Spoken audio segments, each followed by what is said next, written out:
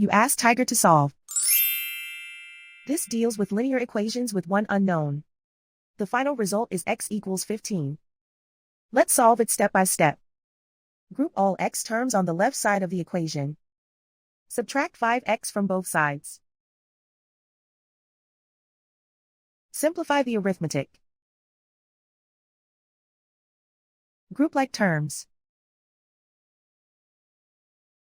Simplify the arithmetic. Isolate the x. Divide both sides by 2. Simplify the fraction. Find the greatest common factor of the numerator and denominator. Factor out and cancel the greatest common factor. And so the final result is x equals 15.